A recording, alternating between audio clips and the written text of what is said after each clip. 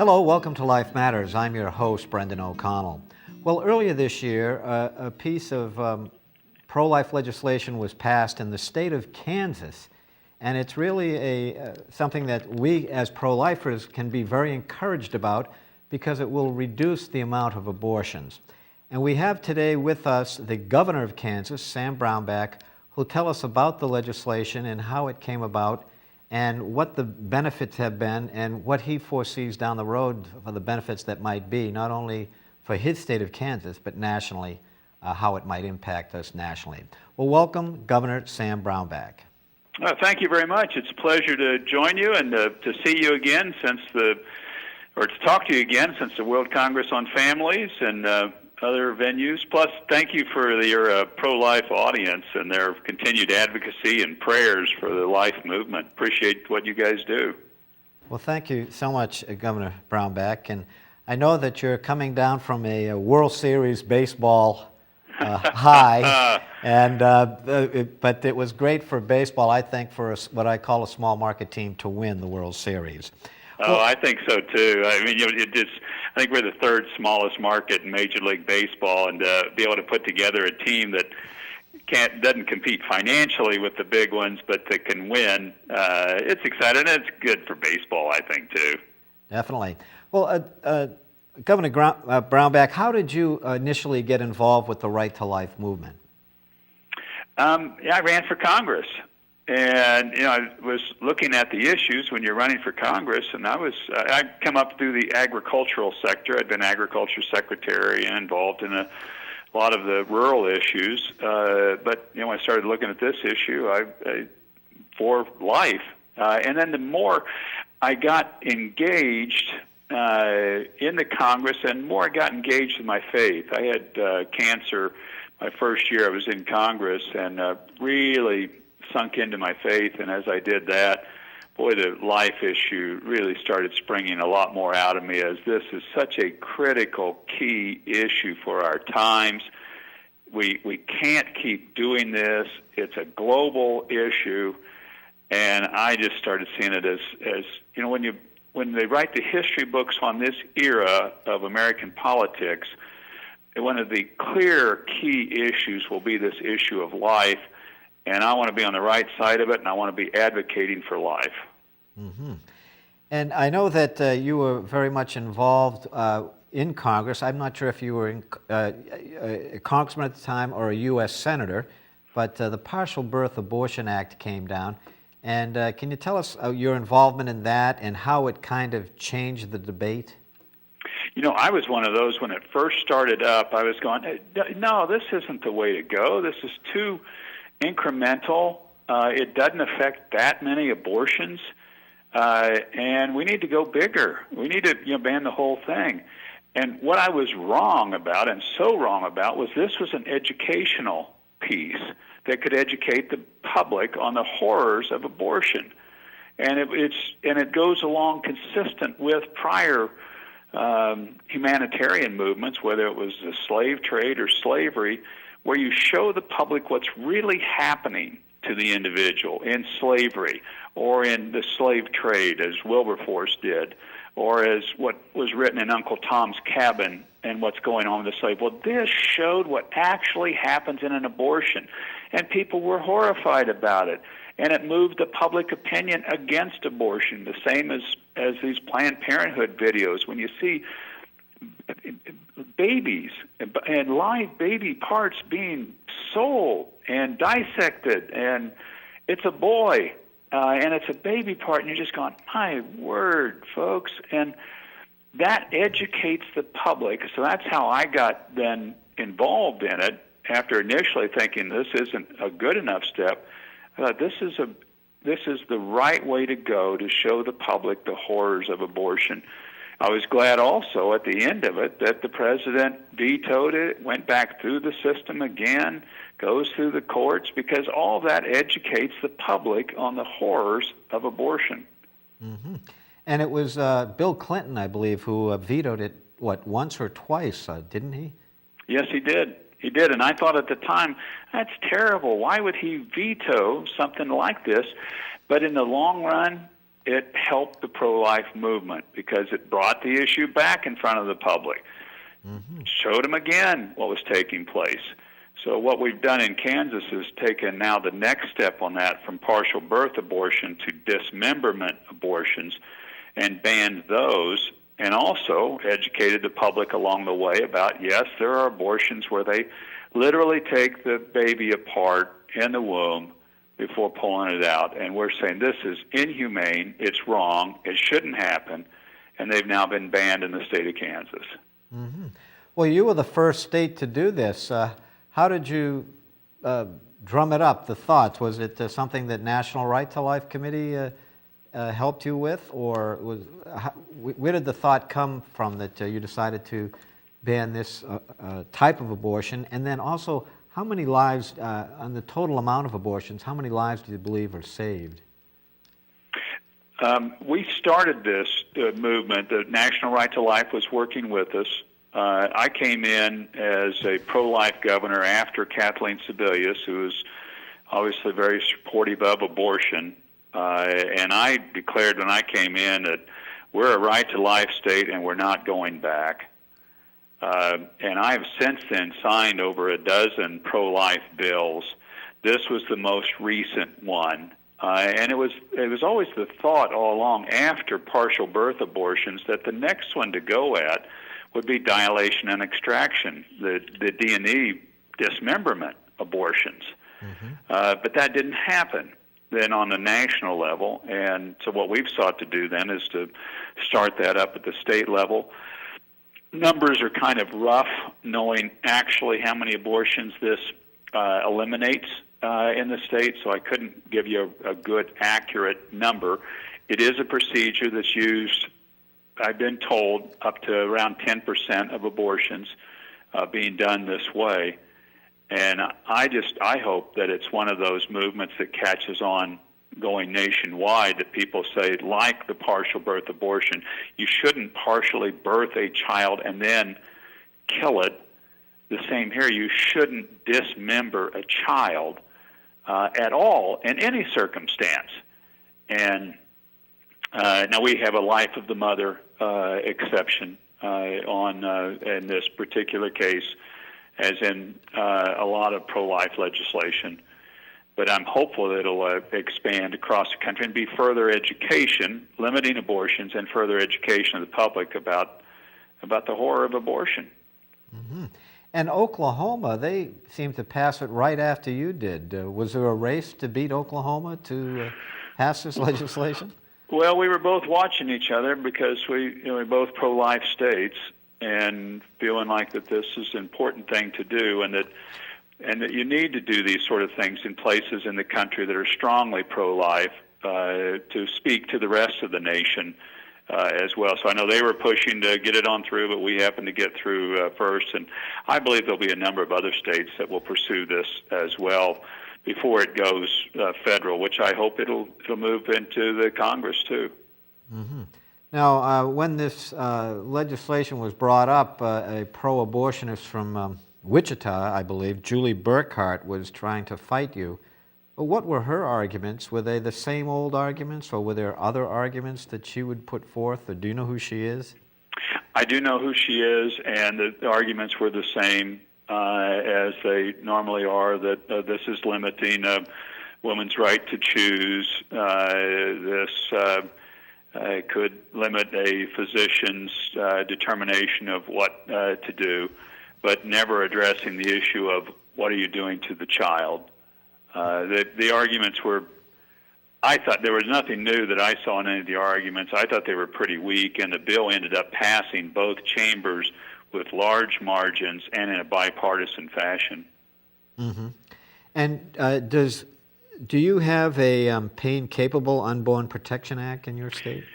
We do, and I actually started that legislation when I was in the Senate. I filed the first pain-capable bill after some testimony at a trial on the partial birth abortion bill. I saw a research physician talked about when the child was capable of feeling pain, and I remember where I was sitting when I was reading that horrific piece of the transcript. But then thinking to myself, people wouldn't put up for that if you did that to a dog, of inflicting that kind of pain on an animal in killing it. And yet we're doing this to young children. So that's when I filed the federal legislation, which we didn't get passed when I was there, but we have been able to get passed in the state of Kansas. I see. And what sort of other pro-life legislation have you passed, since Catherine Sebelius was such an enemy of the pro-life movement? I know that Phil Klein had a lot of difficulty with her. What have you done since then? Well, we banned Planned Parenthood's funding in 2011. They sued us for the money. We lost at lower court, but we won it on appeal. We've done the pain capable ban while I've been in office, the dismemberment one I just mentioned. We also required that clinics that do abortion in the state of Kansas must have facilities that are equal to basic surgical procedures being conducted. And this was seen as too much by the abortion industry, but I look at it as a very common sense piece. You're having a piece of surgery. You should have minimal standards for the surgical procedure, location, and how you're doing it. And you should have doctor's privileges within 35 miles of a hospital if you're going to perform this medical procedure as well. All those are types of requirements that we have put in place, or things that we've done in the state of Kansas, that have each to date been able to stand court challenge, because a lot of them get court challenges brought against them. I know that Chief Justice Breyer, in, I believe, the partial birth abortion decision, talked about, or Chief Justice Kennedy, pardon me, that the partial birth abortion was laden with the power to devalue human life. Now that we're on to talking about dismemberment, we're talking about the baby that's being dismembered versus the woman, more so, or we're focusing more on the baby. Do you see other legislation that will help us do that, or does that also disincentivize the pro-abortion industry from going forth with lawsuits that, particularly when the baby is brought up in the equation? Well, I think it's very important that we're talking about what's happening to the child. The other thing that I think would be really good for us to get to is to really start, I think we're at the point now of being able to really drive the philosophical question about what is the child in the womb. Is it a person or is it a piece of property? Because it's one of the two. I got involved in the early embryonic stem cell debate federally on saying we should not be doing embryonic stem cell research because you're killing a child to get to these embryonic stem cells. And it was a big fight. And the left, the pro-abortion movement, really wanted to have this about the early child, because they're saying it looks less like a person than this child that's being partially born and being aborted. So they wanted to have the debate about the early child. And I think it now is time really that we should re-engage that debate and have the philosophical discussion about everything in this country is one or the other. It's either a person or a piece of property. You're a person. This phone I'm talking on is a piece of property. I'm a person. My shoes are a piece of property. What is the child in the womb? It's one of the two. Mm-hmm. And I think we're at a point now, really, of trying to engage that.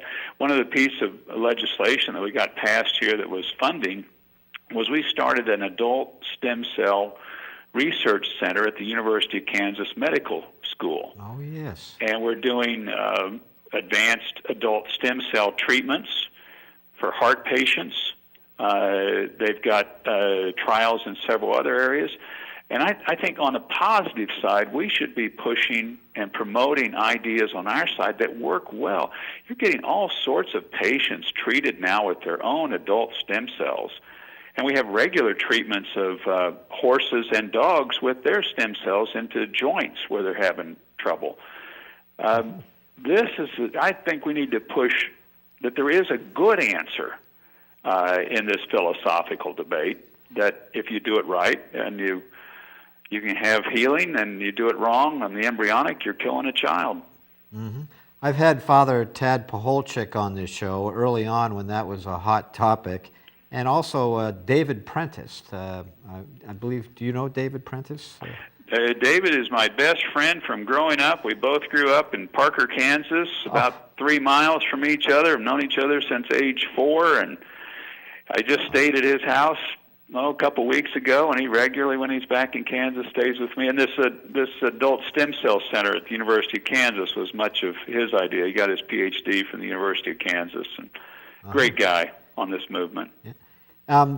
Do you see, I know that the media tends to ignore that all these adult stem cells advancements. Is there a way for us to, I guess, promote all these?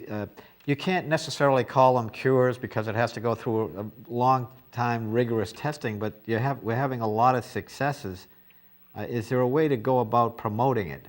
I just think we get more people treated and have those people who are treated talk about it, because we now have 70, 80 different types of treatments using adult stem cells that are in varying degrees of working well for individuals. And I think soon in the future, instead of people getting knee replacements or hip replacements, if it's a cartilage issue or a ligament issue, they're going to be treated with their own stem cells.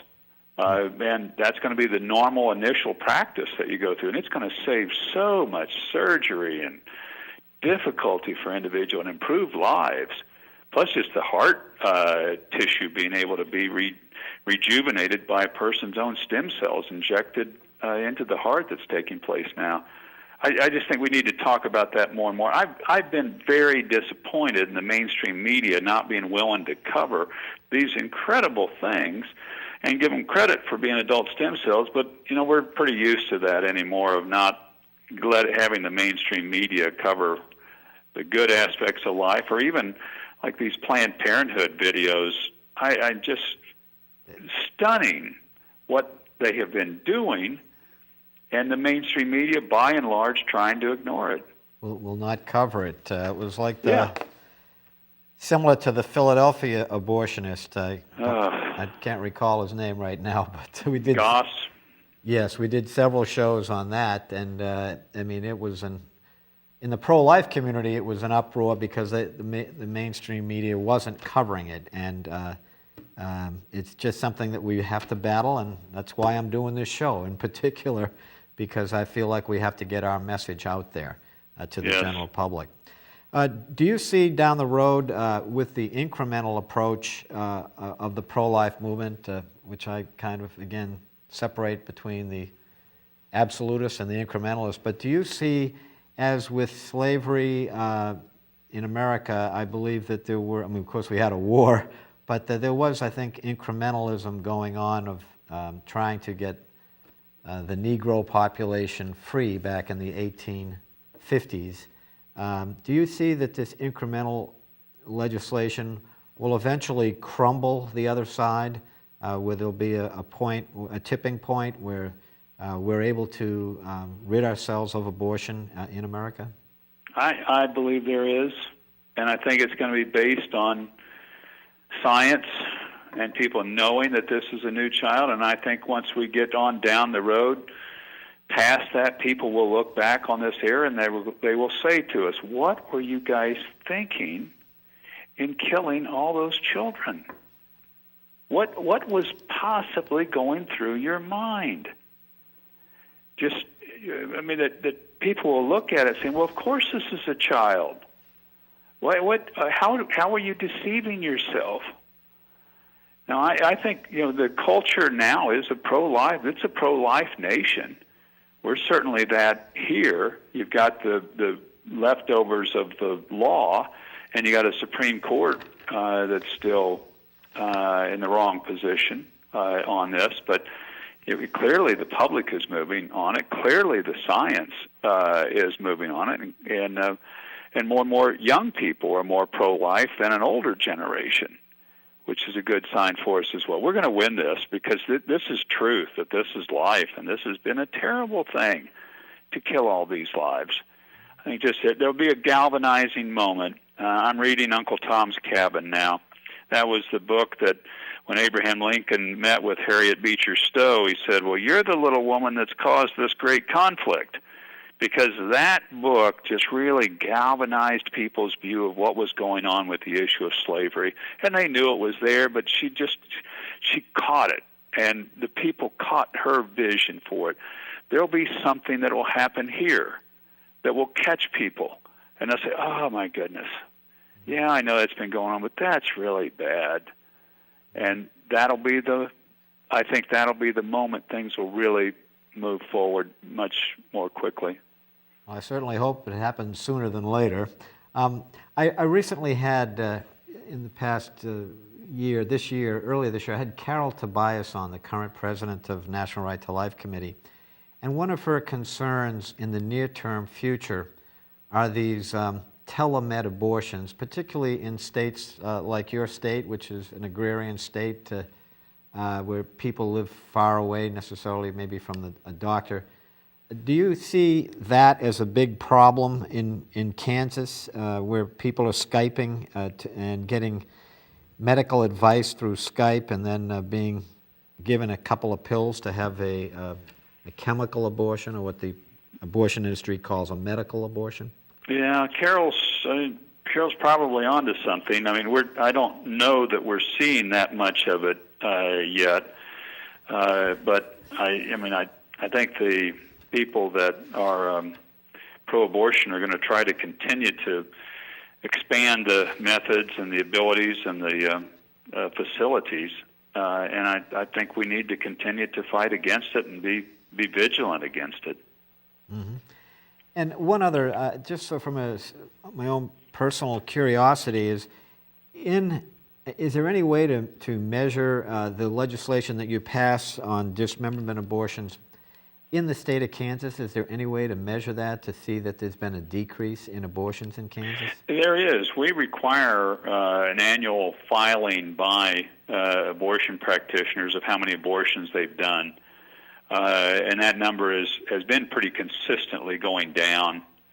So we should be able to see some measurable impact on a reduced number if it's 10%. Now, there may be people who say, well, I'm going to go a different method or route. But I've seen studies on these pieces of legislation that seek to circumscribe the Roe versus Wade right that the court then allowed in Casey, those limitations, have had an impact of reducing the number of abortions. And a lot of times it's just really through education that people are hearing about it and they're going, yeah, that's not a good idea. And so they have an impact, a positive impact on reducing the number of abortions. I hope we can really also go at issues like Down syndrome children that get aborted in such large numbers and start talking to the public about these are wonderful children and people, and there are people ready to adopt Down syndrome children. If you don't feel like you can handle this, that can be understood, but don't abort the child. Have the child and put the child up for adoption, because people are willing and want to adopt children that have maybe a difficulty like Down syndrome. Mm-hmm. And my last question would be regarding all the prenatal testing and medical technology advancing before we discuss the moral issues, which seems to have been happening the last 20 or 30 years. With prenatal testing, is there any way to rein it in so that all these Down syndrome babies and other people with possible abnormalities once they're born, is there any way to rein that in so that the couples aren't frightened into having an abortion?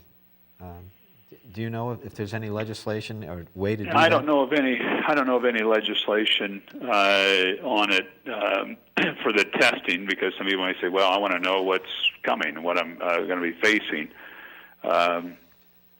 but I mean, there's a broadened scale of testing, and that's why I think we really need to try to address the issue in the form, at least, of Down syndrome initially, which is a well-established test, but also to talk with people about the importance of and the beauty of a Down syndrome child, and the willingness of people to adopt them.